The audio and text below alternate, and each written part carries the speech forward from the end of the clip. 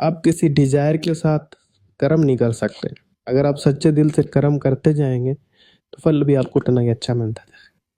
12th house में अगर शनि आपके है तो आपको संयम बरतना होगा अपने रोजमर्रा के चैलेंजेस में। 12वां घर टेंशन का भी होता है, 12वां घर स्ट्रेस का होता है, 12वां घर लॉसेस का होता है।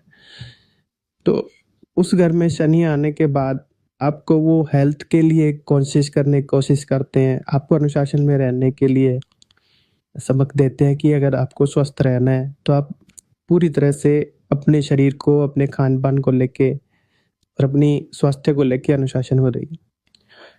खर्चों का घर है तो खर्चों को लेके अनुशासन में रहिए। अगर आप बिना सोचे समझे 12th हाउस में शनि है और खर्चे कर रहे हैं, उसकी तीसरी दृष्टि उस वक्त 2nd हाउस के ऊपर भी, तो जितने आप अनुशासन रहित होके खर्चे करते जाएंगे, आपकी सेविंग, आपकी इनकम और आपके जुड़े हुए पैसे पे या इन्वेस्ट किए हुए पैसे पे उतना ही बुरा प्रभाव पड़ता जाएगा। इस तरीके से शनि सीधे सीधे एक तो मेहनत करने के लिए उजागर करते हैं, इंसान को उत्साहित करते हैं। दूसरा अनुशासन में रहने के लिए। तीसरा, जिस घर में बैठे हैं अगर उस चीज का ईगो आपके अंदर रहता है तो आप समझ लीजिए कि आप बहुत कष्ट पाने वाले हैं।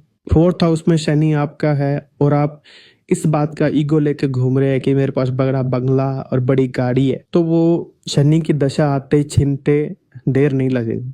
अगर आप बड़े बंगले, बड़ी गाड़ी के साथ इतने सहज तरीके से रहते हैं, उस चीज का कोई घमंड अपने दिमाग में नहीं पालते हैं, तो आपको कभी कोई चैलेंज आएगा ही नहीं। ऐसे ही 5th हाउस में अगर शनि है और आप अपनी शिक्षा और ज्ञान का घमंड लिए घूम रहे हैं, के साथ एक चीज जरूर देखने को मिलती है कि जो पढ़ाई उन्होंने की है वो काम आज तक वो कर ही नहीं पा रहे, वो उस फील्ड में है ही नहीं, उनकी फील्ड चेंज हो चुकी है, क्योंकि कभी ना कभी उन्होंने अपनी शिक्षा का घमंड दिखाया ही होगा।